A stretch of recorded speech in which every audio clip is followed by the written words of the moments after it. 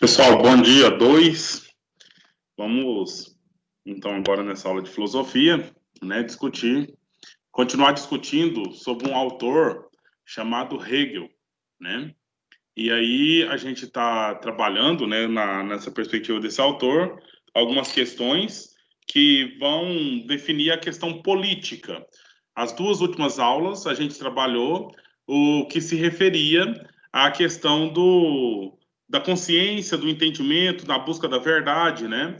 E aí a gente percebeu o conceito de espírito para Hegel, e esse espírito para Hegel, então, tem a ver com a questão da própria inteligência, ou, em termos próprios do Hegel, é a questão da consciência, né, propriamente dita.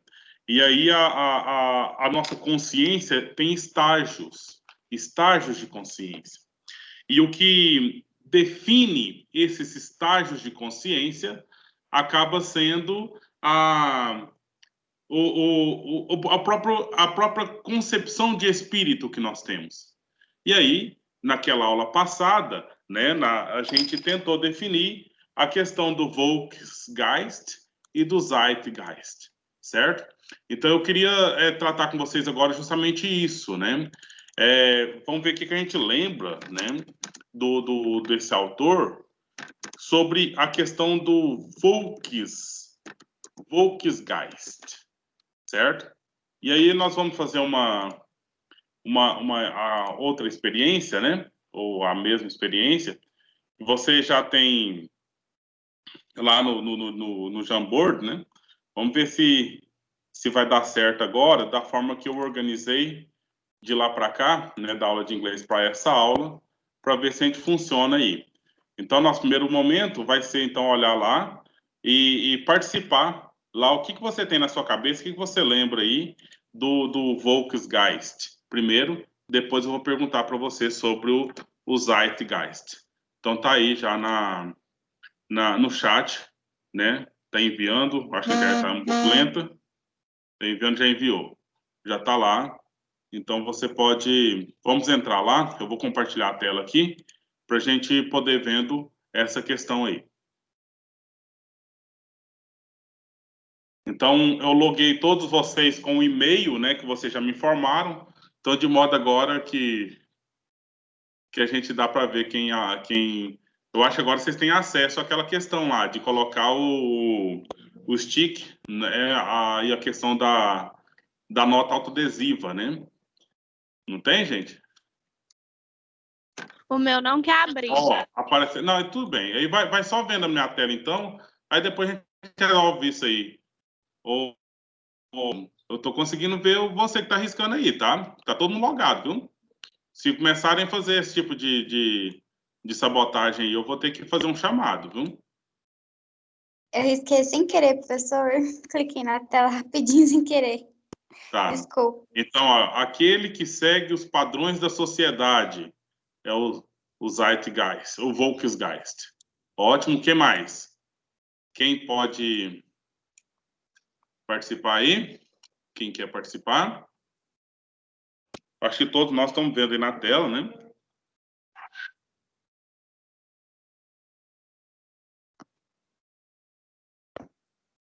Que mais, gente? Participa aí, coloca lá quem consegue, né? Coloca aí a notinha, nota autoadesiva, ou no mais lá, coloca o... Mas é justamente isso, né? Justamente esse ponto, aquele que segue os padrões da sociedade, que seria, em outros termos, o espírito do povo, não é? O espírito do povo, o espírito da tradição, ok? Então, eu vou mudar a pergunta aqui agora. E o Zeitgeist? Ó, mantém a tradição, ótimo, isso mesmo. E o Zeitgeist? Deixa eu fazer uma outra... Aí você vai passar para o número 2, tá? Aqui no número 2, a gente vai mudar. Eu vou tirar esses aqui, tá lá no número 1, tá? Você passa para o número 2 aí. Eu vou apagar esse aqui. E nós vamos colocar aqui agora no número 2 o Zeitgeist.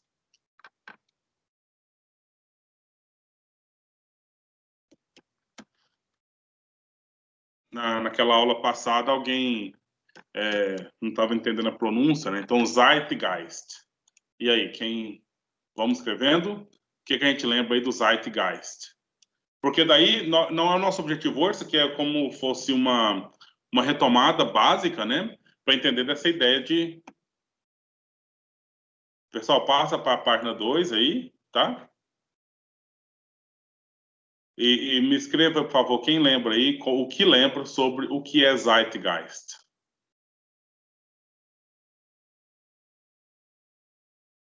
Só me diga, vocês estão tentando participar ou vocês não vão participar? Ah, apareceu ótimo aqui, beleza. Obrigado, desculpa por ter...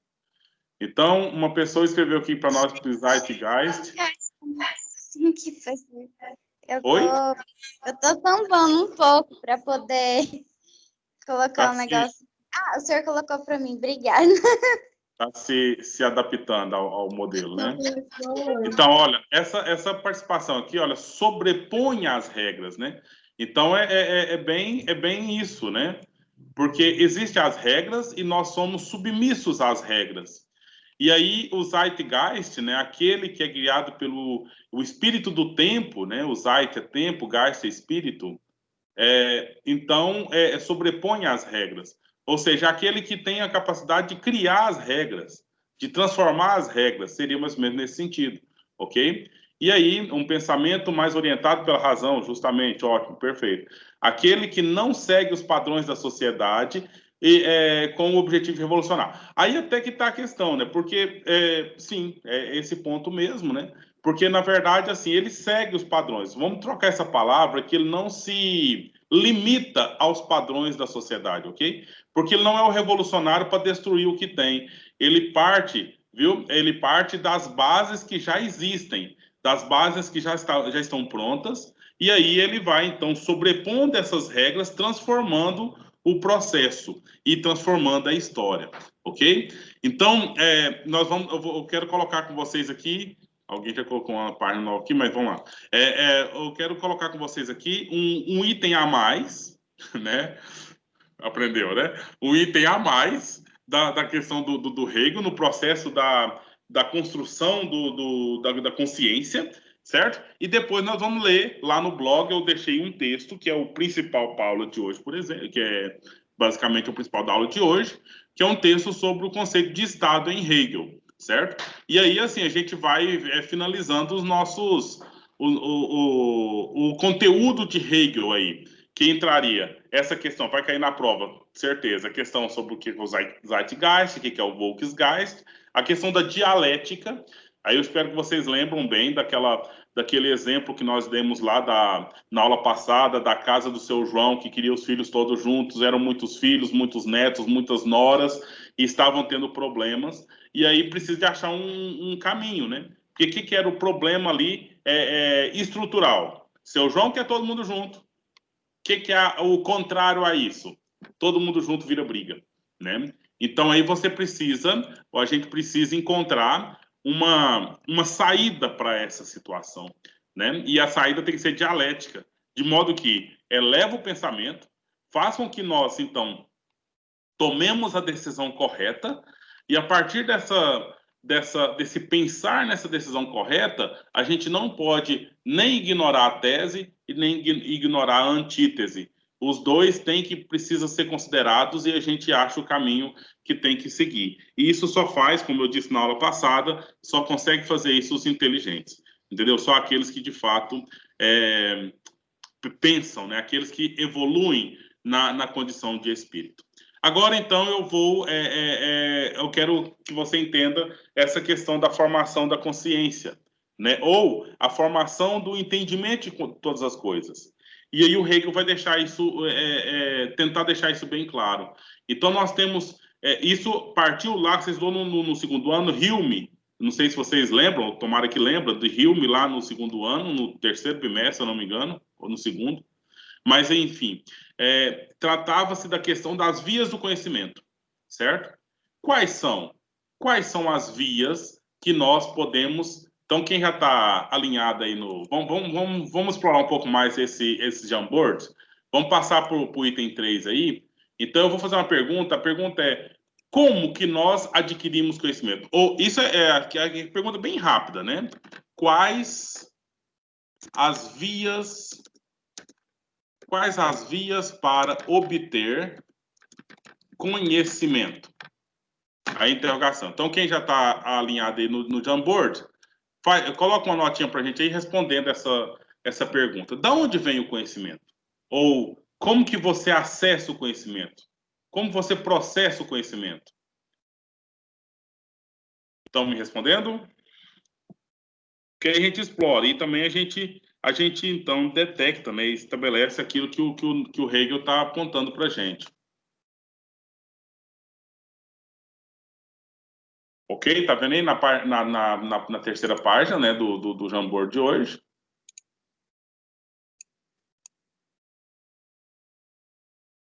Quais as vias para se obter o conhecimento? Quem não está conseguindo escrever lá, pode falar no áudio.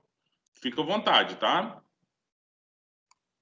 Professor, eu acho que o conhecimento ali é adquirido através das nossas vivências, através de veículos comunicativos, por exemplo, a internet é um meio onde a gente pode obter informação. Ótimo, Eduardo. Eu queria que vocês pensassem numa resposta mais primitiva, entendeu? Você está dando uma resposta mais já no sentido de explorar as possibilidades, não é? Mas eu queria que você pensasse na coisa primeira ali, né? Primeira, porque nem todos têm acesso a todos esses recursos tecnológicos, mas todos que são racionais têm acesso a algum tipo de conhecimento. Vocês estão me entendendo como eu quero colocar? Então, o que tem em nós, ou que situação aí, olha, como é essa situação aqui que eu acho que foi o Márcio que acabou de escrever. Então, ó, experiência. A experiência é um caminho, né? Meu filho vai fazer 3 anos no mês que vem. Então, ele anda equilibrando ali no quintal, ali numa mureta, e lá mais abaixo tem quase 1 metro abaixo daquela mureta tem uma terra. E ele quis pular, ele se equilibra em cima daquela muleta, quis pular. E aí, na hora que eu vi que ele ameaçou o pulo, né? Eu falei, não faz isso, Kevin, e tal. E ele mesmo se pulou e mandou o nariz na terra, ralou o narizinho dele, a testa dele, né? Meu E aí, o que Deus. acontece? Não, foi triste, assim, e ele nem chorou, né? Porque ele viu que ele fez uma coisa imprudente. Então, a experiência dele, né, já faz com que ele, nessa situação, ele muda, né? Ele faz diferente. Aconteceu da mesma forma essa questão da experiência, só reafirmando isso aí, numa piscina, né? Ele pulou numa piscina, na parte rasa, beleza. Ele pulou na parte funda, começou a afogar, depois ele já não ia lá mais de forma nenhuma. Então, ele aprendeu de alguma forma, né? Ele aprendeu ali pela experiência. E aqui, olha aqui, através do indivíduo que já tenha o conhecimento. Agora, aí a outra dimensão, que também é totalmente evidente, né? A experiência é uma coisa própria, cada um tem, mas também tem aquela condição já agora intelectual. Outro já sabe e me fala, né? Então, eu não necessariamente tenho que ter experiência, eu tenho que ter apenas a inteligência para captar o que o outro me falou, né? E aí, no terceiro nível mais abrangente, e aparecer essas respostas aqui de forma aleatória, né? Aí já seria quem é esse outro que já sabe? São aqueles que construíram as instituições, que seja família, seja escola, seja igreja, seja qualquer uma delas, né? Então, tá ótimo aqui, né? A gente adquire conhecimento a partir desses primeiros contatos que a gente tem no mundo aí, né? Nas nossas relações sociais. Mas também, agora tem uma outra dimensão, gente. A dimensão da chamada da interpretação, certo? Que é o que o Hume trouxe para a gente lá, né? Que o Hegel é mais novo que o Hume. Então, trouxe essa dimensão aqui da interpretação, certo? Que aí é um estágio do nosso desenvolvimento do conhecimento. Então, a experiência ensina, né? Ensina de qualquer jeito e pronto. Né? Os outros ensinam a gente e conforme o nível de poder desses outros sobre a gente, impõe o conhecimento sobre a gente e pronto. Você não tem como sair disso, né?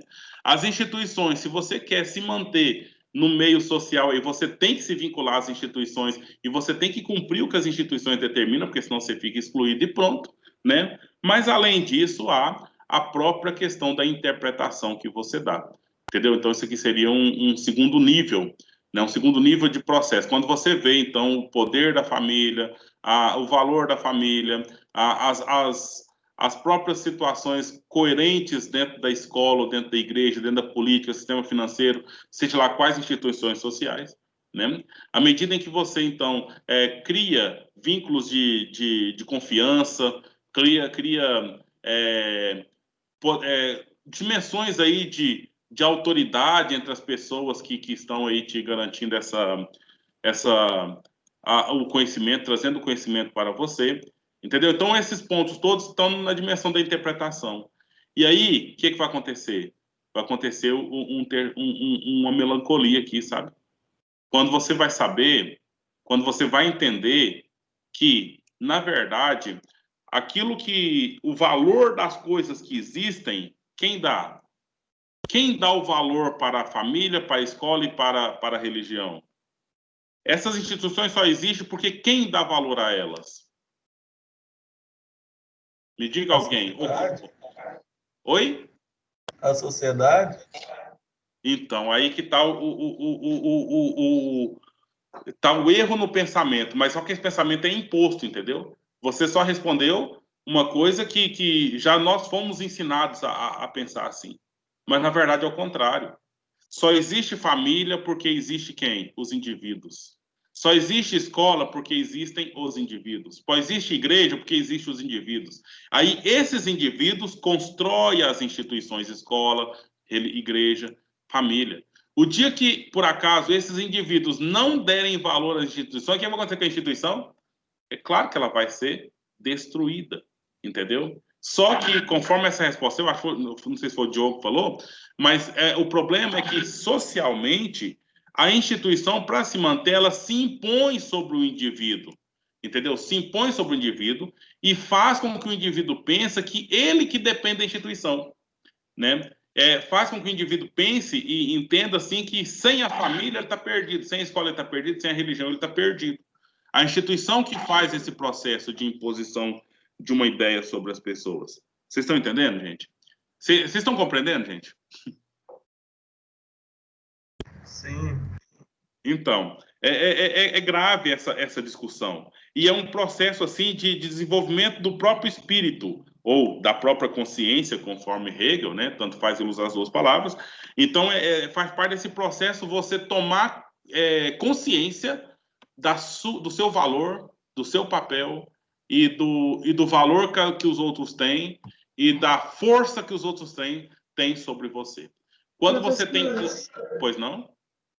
Em relação àquele primeiro negócio que o senhor estava falando, eu esqueci o nome, que é o de se enquadrar aos negócios da sociedade, isso aí. Tem a ver com, tipo assim, se encaixar nos padrões, tipo, de beleza ou algo do tipo? Totalmente. Totalmente. Né? É a questão de você assumir não aquilo que vem de você, mas aquilo que vem de uma instituição, né? Que aí seja a moda, seja a igreja, seja qualquer uma das instituições que a sociedade tem. Né? Tá. E aí, o segundo, que é o Zeitgeist, ele já consegue verificar além. Entendeu? Então, ou seja, ele é mais evoluído. Entendeu? Ele tem uma condição mais evoluída de condição. Por que ele tem essa condição mais evoluída? Justamente porque ele é mais capaz, né? Ele desenvolveu a capacidade dele de interpretar a realidade. Entendeu? Então, uma pessoa que é crítica, uma pessoa que vê as coisas além daquilo que está posto ali, ela assiste um jornal, uma notícia vem e ela já vai, então, processando aquilo ali, questionando, investigando, né? Agora, outras pessoas que estão bem alinhadas aí no Volksgeist, não. A pessoa disse, amém, sim, é isso mesmo. Não, tudo bem. Agora é outra coisa. Não, tudo bem, vamos mudar, agora é outra coisa. Né? Então, a pessoa vai simplesmente se mantendo aí naquilo que foi estabelecido, naquilo que foi posto. Certo? E aí, esse espírito absoluto, né? É esse espírito que evolui. Ele transcende a essa condição aí. Certo? Então, até aqui nós conversamos sobre o nível do indivíduo e as instituições. Agora, entre as instituições, o Hegel trata entre as instituições, o Hegel trata uma, que é o Estado, como sendo uma instituição diferente das demais. Por que que o Estado seria uma instituição diferente das demais? Porque o Estado, para Hegel, é a congregação das vontades dos indivíduos. Então, se os indivíduos são importantes, e são mesmo porque são racionais, esses indivíduos eles produziram uma instituição chamada Estado, que congrega a vontade de todos os outros indivíduos, né? Então, esse Estado ele é muito importante, talvez tão importante quanto os próprios indivíduos, dada essa condição de congregação das vontades. E aí eu já defini o que eu tinha que definir até o final da aula. Entendeu? Então, o que é o Estado? Agora vamos retomar, vamos ver se vocês lembram, né? Retomar aqui, e a gente poderia... Epa, eu tô te vendo, hein, rapazinho? Quem que é o L aqui? Luiz Felipe. Beleza, Luiz Felipe. Vamos rabiscar o slide aí, tá? E aí depois a gente vai, então, fazer um chamado.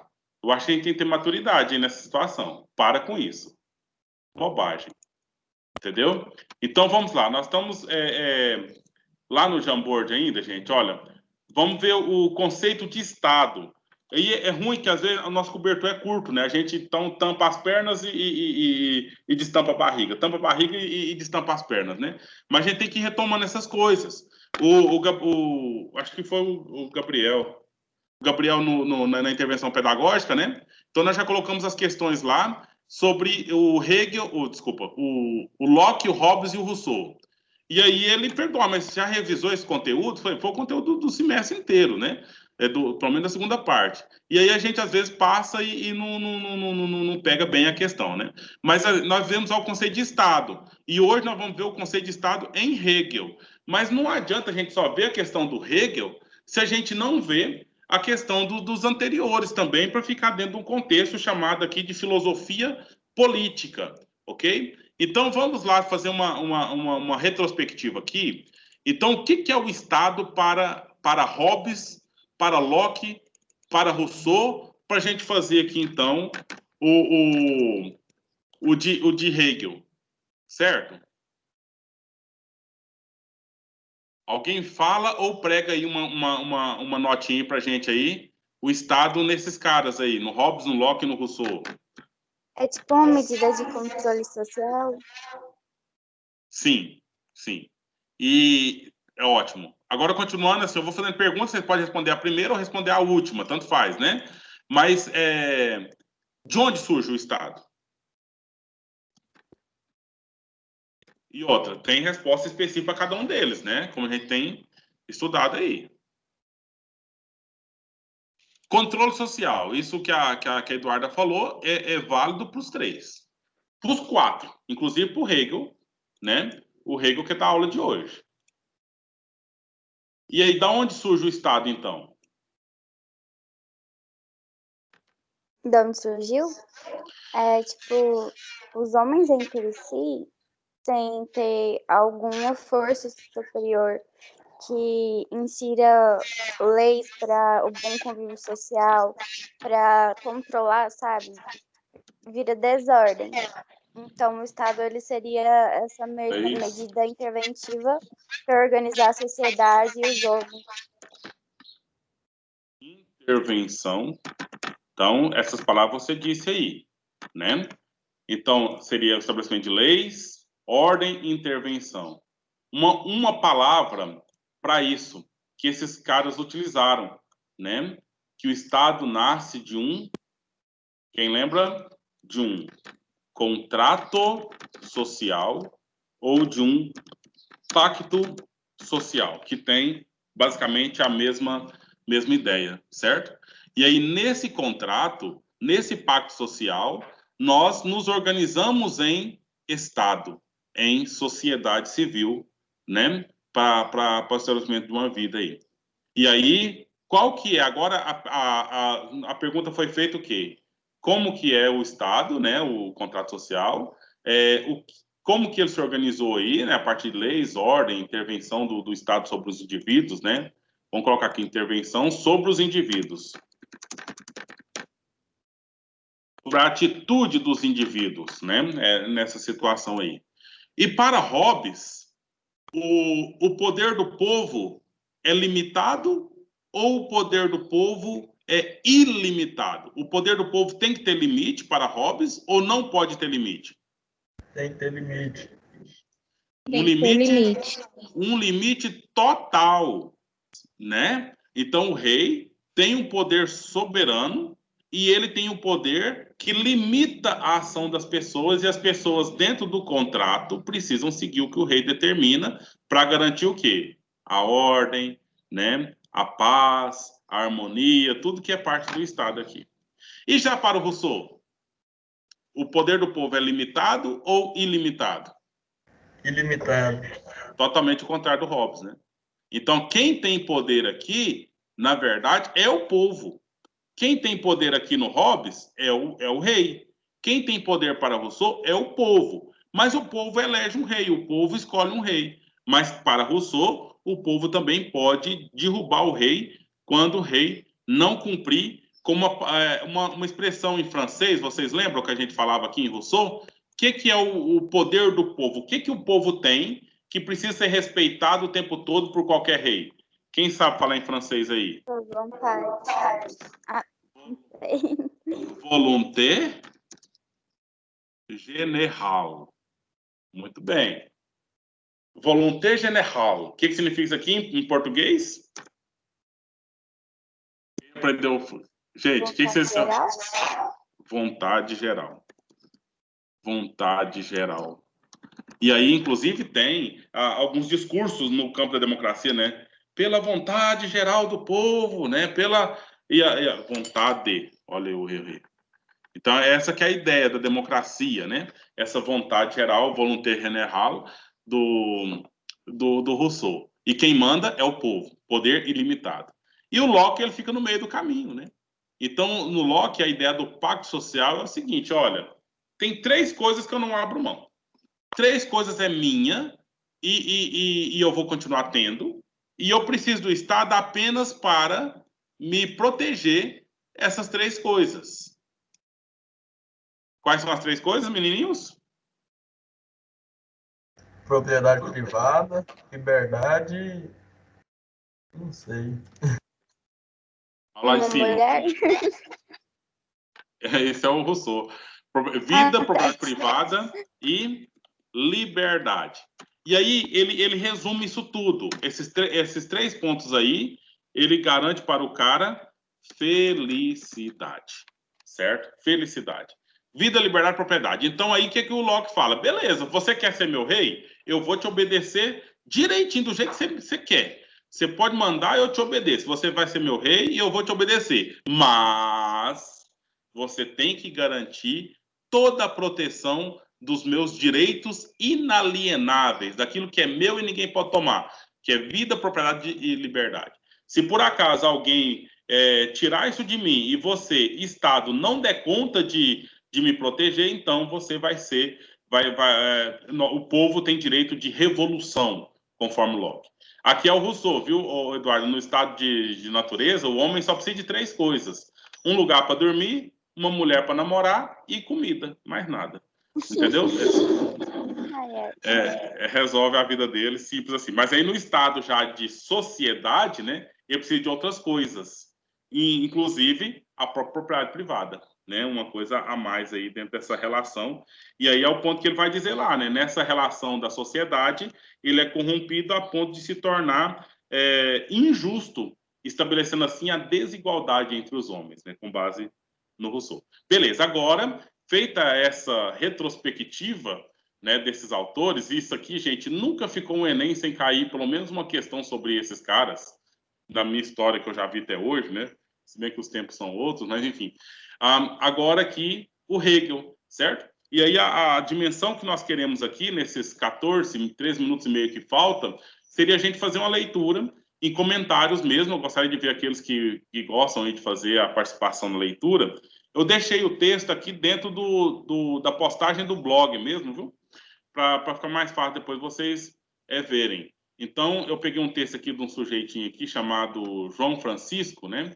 Filósofo lá de São Paulo. E aí, não, de Minas Gerais, fez na UF. E aqui esse conceito de Estado aqui em Hegel, certo? E aí eu queria começar aqui do segundo parágrafo já, a gente vai lendo e eu vou tentando explicar. Quem gostaria de fazer já a leitura desse primeiro parágrafo para a gente aí? Quem não estiver conseguindo ler aí na apresentação, gente, tudo bem, Eduardo. Mas quem não conseguir ver na apresentação, pode entrar na página do blog e tá lá, tá? A gente pode seguir por lá. Então, Eduardo, vamos ler o parágrafo aí, vamos ler a cada ponto. Vamos fazer o seguinte, Eduardo. Você vai ler e você vai definir o que tem que eu explicar. Aí você para a hora que você achou uma coisa que foi estranha aí. Vamos combinar desse jeito? Gostei assim. Vou começar, então. Pois não. O direito estatal externo repousa sobre relações entre estados autônomos. Professor, explica. Então, beleza. Você está vendo aí que ele coloca aí a palavra Estado em letra maiúscula, que quer dizer aí a instituição Estado, né? E aí, a instituição Estado, só para definição nesse momento aqui agora, tem que ter 3 coisas básicas, que seria governo, lei e povo. Governo, lei e povo. 3 coisas básicas que formam o Estado, entendeu? Tem outras coisas que não são básicas, que seria nação, território, língua, cultura e outras coisas mais aí. Mas, basicamente, um Estado tipo, no Brasil, nós temos as nossas leis, na nossa Constituição Federal e os códigos, todos os códigos que nós temos aqui. Nós temos o povo, que, no caso, nós temos uma condição de ser representados. Nós somos soberanos, o povo é soberano aqui no Brasil, e participa a partir do voto para eleger os representantes para assumirem o governo, né? E o nosso governo, então, é estabelecido pelos entes, o governo dos entes federados, no caso, o executivo, presidente, governador de estados e prefeitos de cidade. E aí as outras instâncias já não são governo, né? Os vereadores, deputados, senadores não são governo, fazem parte da produção do legislativo, né? Na divisão dos poderes aí. Mas, enfim, quem exerce o governo direto seria o executivo. O legislativo e o judiciário pode até exercer o governo, uma vez que tenha que substituir o executivo de alguma forma, mas, primeiramente, é a questão do executivo. Então, o Estado é isso, né? Brasil é o Estado, o Estado brasileiro, entendeu? É a federação, é a condição federal. Mesmo que Iporá é um estado, porque temos o executivo aqui, o estado de Goiás também é um estado. Mas, enfim, a questão de estado aqui é essa congregação desses 3 itens, governo, povo e lei, ok? E aí, esse estado brasileiro ele pode se relacionar com o estado norte-americano, né? E essa relação só pode acontecer por quê? Porque os Estados Unidos é autônomo e o Brasil é autônomo. Se o Brasil, por acaso, fosse dependente da Argentina, o Brasil não teria condição nenhuma de ter relação com outro estado fora daqui, entendeu? Porque ele não é autônomo. Só pode estabelecer relações quem são, de fato, autônomos. Então, um exemplo só seria entre vocês. Você pode fazer algum compromisso aí e pode cumprir, né? Se você for autônomo, se você for dono do seu próprio nariz, você pode fazer o compromisso que você quiser e cumprir. Agora, se por acaso você tiver alguém aí, se você tiver sob a responsabilidade de alguém, você faz um compromisso, você só vai cumprir se esse alguém que é responsável por você vai permitir. Entendeu? Então é simplesmente essa situação aí, nesse sentido. Tá? Pode continuar, por favor? Contudo, o Estado parejo é o que é em si e para si, e, portanto, tem a efetividade de sua universalidade ou totalidade plena.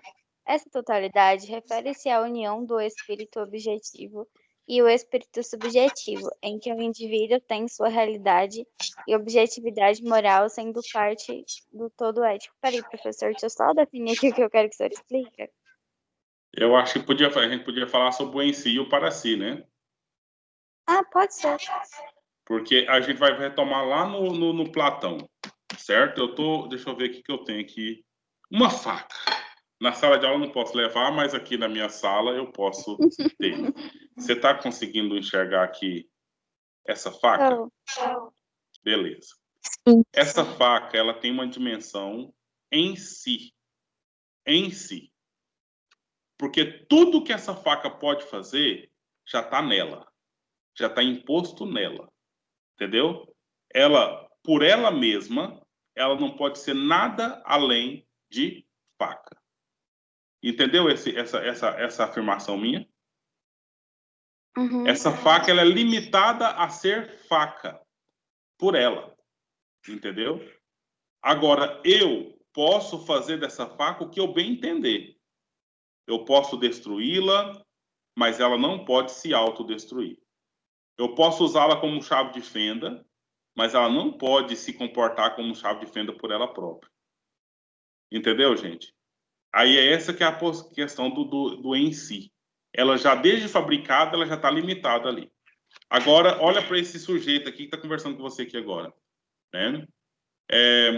O que eu posso ser? Meu professor. Eu só posso ser professor? Não. Entendeu? Pode ser exercer diversas profissões. Do que eu bem entender, né? Do que eu decidi. Agora, essa faca não tem esse poder de decidir por ela o que ela quer fazer, porque ela já é, em si, ela é tudo o que pode ser. Agora, o que eu sou? Eu sou um para mim, né? Seria, então, o para si.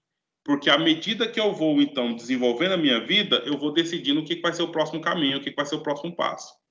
E assim eu vou me tornando esse que eu quero ser, entendeu? Eu vou caminhando para essas palavras que ele utilizou aí, para a universalidade das possibilidades.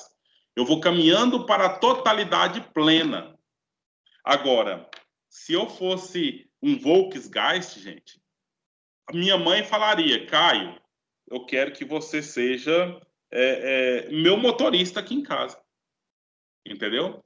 E aí, se eu for na minha dimensão em si, né, eu vou simplesmente ser o motorista da minha mãe. Gente, se não está entendendo, fala, tá? Agora, eu posso até ser o motorista da minha mãe, mas se eu quiser ser e se eu ver fundamento em ser motorista da minha mãe, ou ser só motorista da minha mãe. É por aí que é a questão, entendeu? Porque eu, enquanto eu tenho noção da minha capacidade, da minha condição, eu sou ilimitado. Agora, se eu estou dentro de um sistema, dentro de uma organização em que tem alguém que manda em mim ou que eu tenho que obedecer, e eu só faço o que quem mandou determina, aí eu estou trabalhando na minha dimensão do em si, né? Do em si. Então, eu sou aquilo que foi determinado que eu fosse. Eu faço aquilo que determinam que eu faça, entendeu? E aí eu não exploro as tantas possibilidades do espírito subjetivo, entendeu? A primeira resposta que me deram, e quando eu perguntei o que eu posso ser, que eu sou professor, me falou na dimensão do espírito objetivo, entendeu? Então, objetivamente, eu tenho um diploma. Esse diploma, então, me deu uma habilitação, uma licenciatura, e que me colocou na condição aí do mercado de trabalho de ser professor. Objetivamente. Mas subjetivamente, eu posso ser muito além disso. Ou não ser nem isso. Né? Porque vai depender da minha consciência, de mim mesmo e da interpretação que eu faço da realidade social. Alguma pergunta ou comentário sobre isso? Então, professor, quando ele fala que o Estado, para ele, é esse em si, para si, então, portanto, tem a efetividade, sua universalidade, a totalidade plena, e ele fala dessa dualidade entre espírito objetivo e espírito subjetivo, em que o indivíduo tem sua realidade e objetividade moral sendo parte do todo ético. Ele fala que o Estado, além dele poder ser para o meu em si, tipo assim, eu estou exercendo o meu papel como Estado de manter uma coesão social, de manter o contrato social, eu também posso ter essa flexibilidade de exercer várias funções de acordo com aquilo que eu quero, de acordo com aquilo que eu preciso, porque o Estado não rouba de mim o meu direito de liberdade, meu direito de ser aquilo que eu quero ser, aquilo que eu preciso ser para mim e para os outros. Quase isso, só que nós estamos definindo não você mas o Estado. Entendeu? Aí, nesse sentido, é o seguinte, o Estado, ele é em si, para si, por quê? Porque ele é uma instituição definida, né, determinada. Quando eu falei, o Estado tem que ter povo, lei e governo. Então, eu defini o Estado, eu fechei ali fechei o Estado. Agora, ele também, ele é um para si, porque aí já é a relação dele comigo, a dele com você, dele com todos nós. Uma vez que nós colocamos no Estado, ou na criação desse Estado, a gente coloca os nossos anseios, né, do nosso espírito subjetivo, entendeu? E aí, de um outro lado, então, né, aproveitando essa sua consideração, o seu comentário, né, também ele vai moldar o cidadão, ele vai ser o Volksgeist. Ele vai te colocar num caminho, ele vai te obrigar a falar português, entendeu? Ele vai te obrigar a comer determinadas comidas aí, vestir determinadas roupas e seguir certos padrões. Mas também ele oferece para você instituições e condições para que você seja Zeitgeist, né? Que você, então, vá além daquilo que está posto aí. Entendeu? Então, por via de várias instituições. Algumas instituições vão te prender ali, vão te fechar, e outras instituições, que a maioria delas, vão te liberar, vão te dar condições para você dar passos mais largos, para que você possa voar mais alto, né? Seria mais ou menos nesse sentido. Eu acho que é só assim, você falou tudo muito bem, foi ótimo, né? Só estou colocando a questão que a definição sua foi daquela condição ali, de você se entender Zeitgeist ou Volksgeist, no processo de você estabelecer interpretações e evolução do seu espírito, mas aí, no caso, você e eu, historicamente, nós criamos o Estado, né? E o Estado é coisa nossa. Se é coisa nossa, então ele tem as características que também são nossas. Então, quando você vai definir o Estado, e quando você vai falar do Estado, você vai falar de coisas que são nossas. Porque a dimensão de ética, de moral, a ideia de liberdade, tudo nós que impusemos dentro do Estado. Bem como o conceito de direito, o conceito de justiça, nós que colocamos dentro do Estado. É isso mesmo? É isso mesmo? Uhum. Eu queria te pedir uma coisa, professor. Pois não? Se possível, o senhor poderia trabalhar questões do Enem sobre o Locke, Rousseau, Engels, sabe? Porque eu tenho um pouco de dificuldade com filosofia no Enem. Eu acho de humanas, assim, disparado mais complicado que tem. Uhum.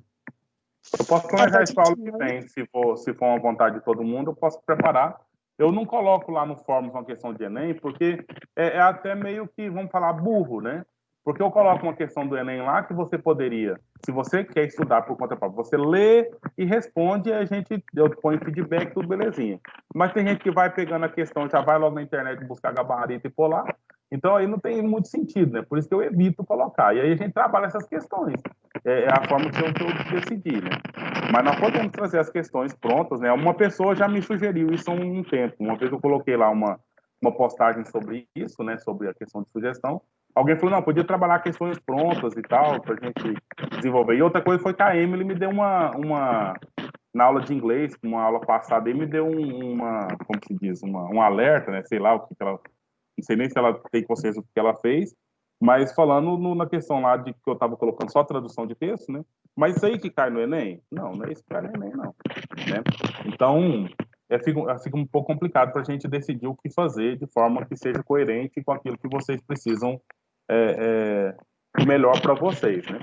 Mas a gente trabalha as questões, sim, né? Mesmo que... Professor, sim. Eu acho que, tipo, pesquisar na internet, a gente vai pesquisar de qualquer jeito, sendo questão do Enem ou não. Tipo, dá para usar de várias formas, sabe? Por exemplo, na tradução dos textos mesmo. Então, se de qualquer forma vai ter gente que vai pesquisar, então já trabalha de qualquer forma algo que para quem quer vai fazer a diferença, entendeu?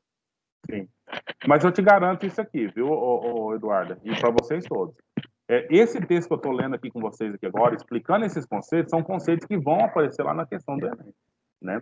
E aí, na condição de professor de filosofia, eu penso assim, que a gente tem que entender o conceito, não marcar o X. O marcar o X, depois você aprender o conceito, você marca lá, fazendo farra, né?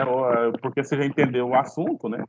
E aquela coisa, assim, só para finalizar, já está no nosso tempo aí, quando eu fiz concurso de filosofia, né? Eu não tive tempo de estudar para o concurso, eu estava trabalhando aqui, eu trabalhava no Exato, na UEG e no IGMED, né? Então aí apareceu o concurso, né? E aí eu fui fazer o concurso. Na hora da prova do concurso, eu só tenho agora esse momento para fazer essa prova aqui, né? E eu ficava lembrando das aulas, né? Eu fiz o concurso uns 3 anos depois que eu terminei a graduação. E aí eu lembrava, Meu tinha um Deus. professor que fumava na sala, sabe? E ele andava da janela para a porta, né? Para a porta, porque ele ficava com cigarro na mão o tempo todo, né? E eu ficava pensando, inclusive o professor de Hegel, o professor que deu aula sobre Hegel para mim, o, enfim, Pedro Adalberto. E aí, lembrando que ele falava, né? Espírito absoluto, tal, ética fundamentação da fenomenologia do espírito, e essa coisa toda ia aparecendo. Sabe, dizem de questão de milagre, não sei se essa questão existe de fato, mas enfim, a alternativa ela pulava na minha frente, assim, sabe? A alternativa certa ela entrava em um certo relevo, né? Mas eu Meu fiz um. Deus, eu quero isso pra minha vida. Pois No é, mas Enem. eu fiz um curso bom, eu estudei, né? Assim, hoje eu não sou tão mais aplicado assim, mas naquele tempo eu me orgulhava de mim mesmo, no sentido do tanto que eu estudava, né? E a gente precisa estudar, precisa ler, não tem jeito. A questão é essa. Mas vai dar certo para todo mundo. Então, gente, a gente vai parar por aqui, né? Vai parar por aqui. Eu não coloquei as questões ainda. Você vai clicar aqui, né? Ou já coloquei? Não coloquei as questões, certo? Então, vocês têm aula até meio-dia. Eu vou colocar essas questões depois, tá? Depois eu vou colocar algumas questões aí sobre esse assunto aqui. E depois vocês façam. Tudo bem? Ok. E aí a gente vai trazer algumas questões sobre os 4, né? O Estado em Locke, Hobbes, Rousseau e Hegel para a próxima aula. Tchau, professor. Então, tchau, tudo de bom. Professor.